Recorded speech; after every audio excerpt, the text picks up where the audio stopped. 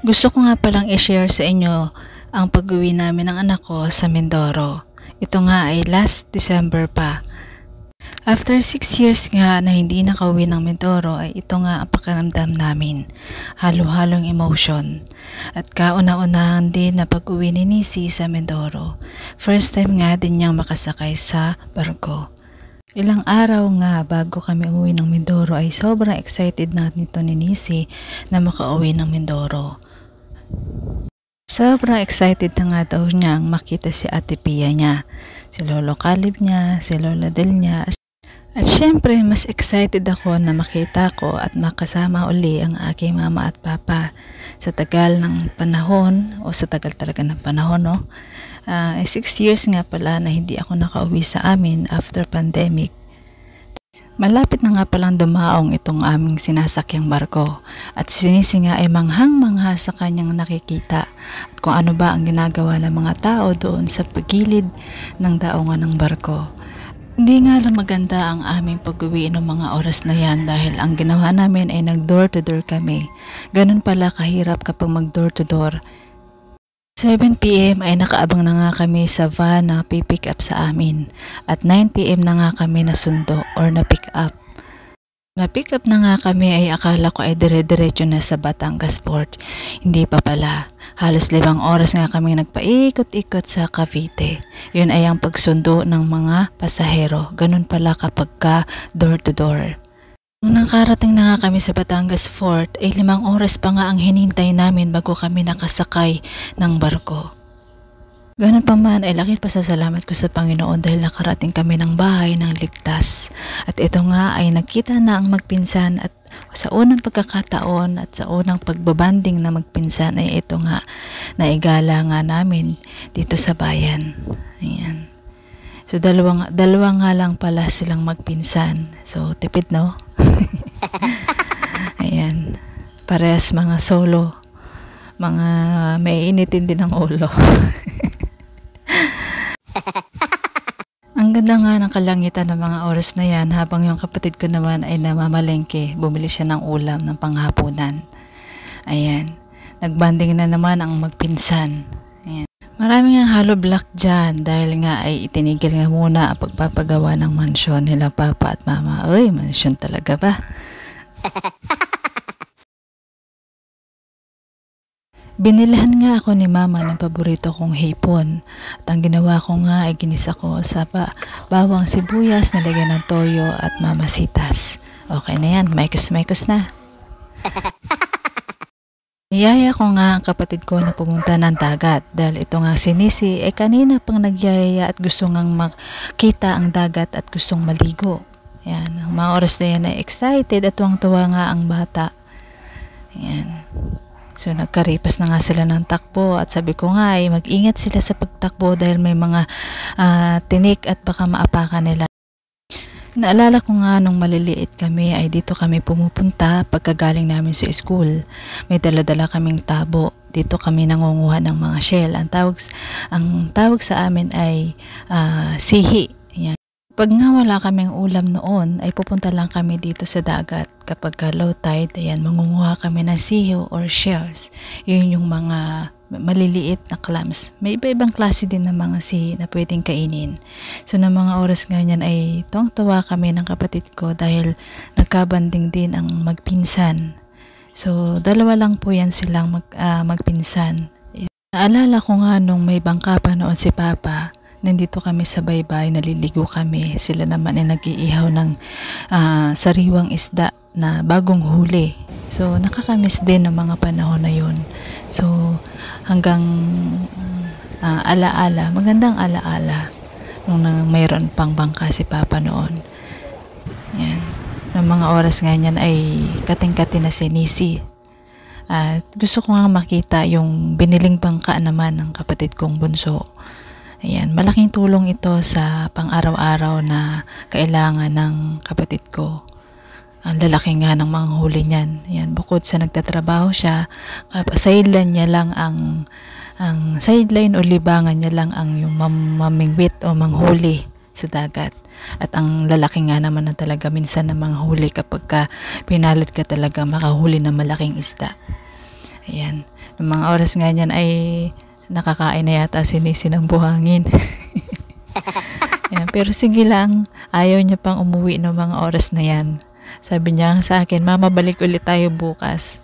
And araw-araw na kaming bumabalik dyan sa dagat at nilubos-lubos nga namin habang kami ay nasa bakasyon. Dahil nga pagbalik namin dito sa Cavite ay hindi na siya uli makaligo o makapaglaro sa buhanginan.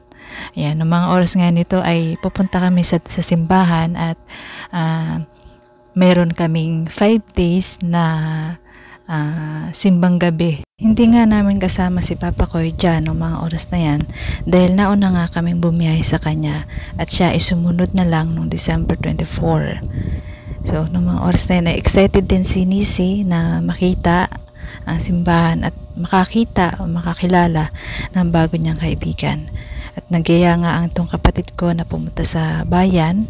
Siguro nga ay gustong manlibre. Oy.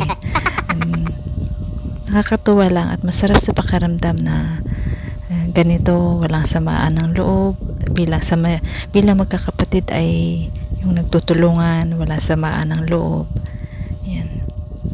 At dito nga sa mga oras na ito ay nakasakay kami sa pedicab o tri-bike sa amin kung tawagin. Yan, pinasakay ko rin si Nisi dahil high school pa lang yata ako nung sumasakay-sakay ako dito sa pedicab nung napasok ako ng high school. Nung maalala ko nga ay 3 pesos pa lang yata yung pamasahe dyan noon sa tri-bike o sa pedicab. Sa tricycle naman ay naabutan kong pamasahe ko noon ay 7 pesos. Minsan nagbabayad lang ako ng 3 pesos or 4 pesos. Kapag walang-wala kami noon, dahil nga ay ang trabaho ni Papa noon ay mangingisda lang. So, laking pasalamat ko din talaga sa Panginoon na ngayon ay chief ng traffic enforcer si Papa. Nakaraang taon ko lang din nalaman na 17 years na palang nagtatrabaho si Papa sa munisipyo bilang traffic enforcer. So, last year ko lang nalaman din na regular na si Papa sa kanyang trabaho. So, isa yun sa pinapasalamatan ko sa Panginoon. Kaya lang minsan talaga ay matigas ang ulo ni Papa. Hindi pa rin talaga mawala sa kanya yung pag-iinom. Na minsan ay talagang alam ko na nakakasama sa kanyang kalusugan. At alam ko rin na meron na rin siyang iniinda na karamdaman. Kaya minsan talaga ay hindi rin talaga maiwasan na araw-araw ko or si Mama na pinagsasabihan na itigil na yung pag-iinom ng alak. Yun yung dinadalangin ko. Pinagdadasal ko sa Panginoon na mawala na nga yung pag-iinom or matigil na yung pag-iinom niya. Ito nga pala ang ginagawa ni Papa sa kanyang trabaho. Talagang minamanage niya yung traffic dito sa daan. So, minsan talaga nakakaranas siya ng paghihilo. Siguro dala din talaga ng sobrang init. Itong video na ito ay kuha nung mga nakaraang linggo lang. So, pinadala sa akin ito ni Mama. Si Mama yung nagvi-video. Gusto ko lang ipakita sa inyo. At gusto ko ring makita kung ano yung ginagawa ni Papa sa kanyang trabaho. So, napakabait ni Papa. Mahinahon lang yung boses at hindi rin naninigaw sa amin. Maliban na lang kung siya ay nakainom. Talagang minsan talaga ay akala mo parang may kaaway siya kapag ka nalasing. Maingay, kumakanta, nag-i-English. Kung wala yung inom ay talagang tahimik. Hindi yan sa amin naninigaw si Papa. Mahinahon lang din niya sa pagsasalita. Hindi man siya showy sa aming magkakapatid. Bilang ama namin, bilang tatay namin, ay nararamdaman na naman namin na mahal niya kami.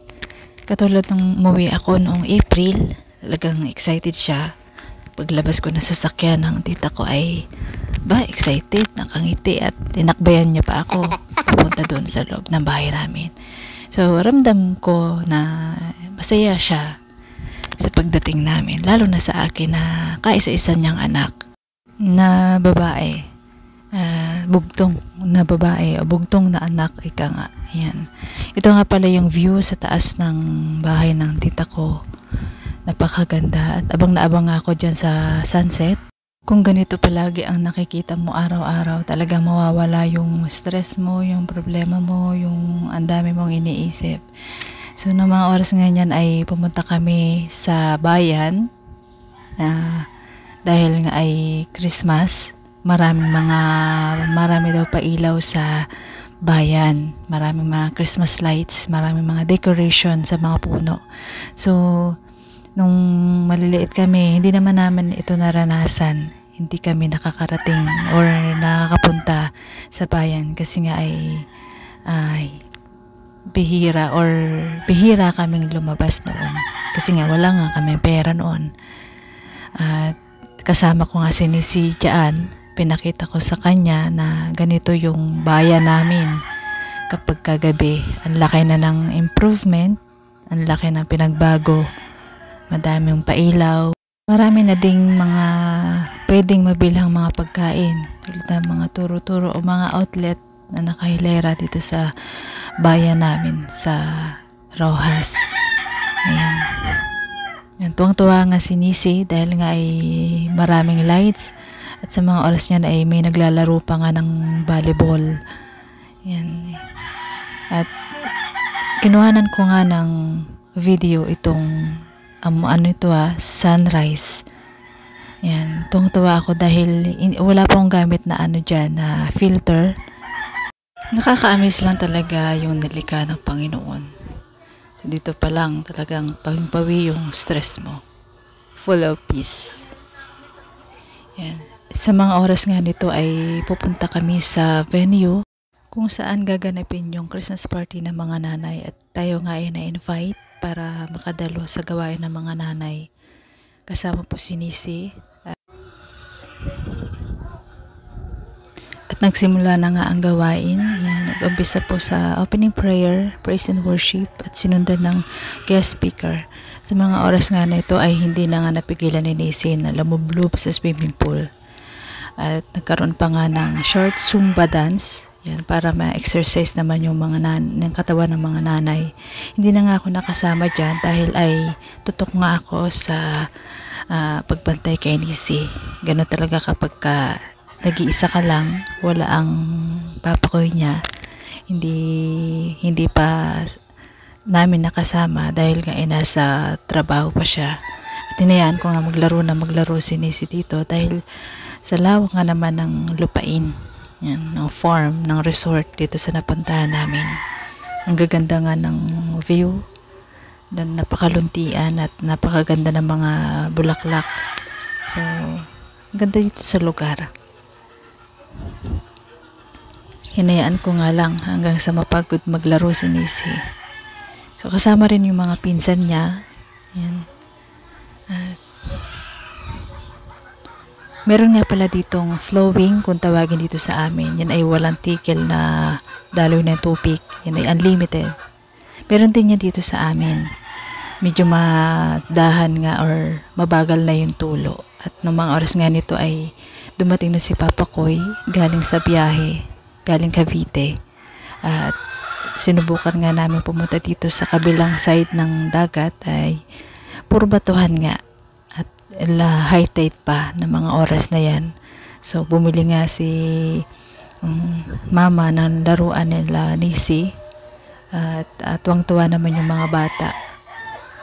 Mga oras na ito ay kumuha nga si Nisi ng tubig. Araw-araw kami dito sa dagat nung nandito kami sa Mindoro. So, hinayaan ko na mag-enjoy yung bata, itong dalawang ito na magpinsan, para naman worth it yung pagbabakasyon na Nisi. So, pumunta nga kami dito sa Casa Gracias, isa sa mga sikat na pasyalan at kainan dito sa malapit sa amin. Nagkayayaan nga kami ng mga tita, mga pinsan, pamangkin sa pinsan para kumain ng lomi. Kumain din sila ng halo-halo at pizza. So, share kami, syempre. Meron din nga pala ditong banda. Yan, kung gusto mong kumanta, yan, welcome naman sila. Kung gusto mong mag-request, yan, tumatanggap naman sila. So, napakaganda nga dito sa lugar na to. Fresh air, tas tabing dagat. So, siguro suki na nga sila ng restaurant na to. Kilalang sila dahil ay halos lagi nga silang nandyan para kumain. So, maganda rin talaga itong pasyalan at kainan. Lalo na kapag magkakasama kayo, magpinsan, magpamilya, banding kayo. Yan. Susunod nga ng uwi namin ay susubukan kong isama at si mama at si papa dito sa Casa Gracias. Si papa nga ay kapag ganitong mga galaan ay hindi mo talaga siya mapapasama. Mas gusto niya pa talaga sa loob ng bahay o mag-stay sa bahay. Kasama pa nga si Billy sa special number ng mga tatay. At isang malaking karangalan din yung ma-invite siya as a guest speaker dito sa simbahan. Kung saan ay dito ako nagsisimba nung mga maliliit pa kami, magkakapatid. At isang pasasalamat sa Panginoon dahil kahit saan siya magpunta ay ginagamit siya ng Panginoon. So ito nga pala yung taas ng bahay ng tita ko. Yan, merong lababo, isang magandang dausan ng mga tulad ng birthday. Yan. Dito kami nag-celebrate ng Christmas and New Year. So ito pala ay pinapaupahan ng tita ko. So, sa mga gustong mag-rent, yan, welcome na welcome kayo. Kontakin nyo lang po yung tita ko. Yan. At yung mga oras nga yan ay abang na kami sa bagong taon. Sama-sama nga kami dito sa taas. Kami magpipinsan, mga tita, tito. Ayan. So, dito sa taas ay napaka-presko. Yan, malawak. Dito talaga yung lugar kung saan ay bandingan ng mga pamilya. Po ito sponsored ha. Piniflex ko lang. Ito, hello Tita Edna. Dito buhay na buhay ka pa. Nag-hi ka pa sa aking video. At salamat nga sa Panginoon dahil sa oras na ito sobrang saya ng aking pakiramdam. Nakasama ko ang mama at papa ko, ang aking mga kamag-anak, mga tita ko, mga pinsan ko. So, nakilala din nila Nisi, nila Billy. So, makikita mo talaga yung pagmamahalan ng isang pamilya. Yan. Sa oras nito ay, yun na, nagpalit na yung taon, bagong taon. Kaya sinisi itong tuwa sa mga nakikita niyang mga fireworks at mga iba-ibang klase mga paputok. Kasi nga, kitang-kita dito sa taas. Yan. So, medyo mahaba po itong video ko. Hopefully na samahan niyo po ako hanggang sa matapos ng video na to. Bumili nga ng paputok yung kapatid ko. At luces o ibang mga paputok yan. Yan, nag-share sila para ma-celebrate yung New Year nung gabing yan. So, hanggang dito na lang po ang aking video. Salamat po sa panonood. God bless you. Bye. Be kind.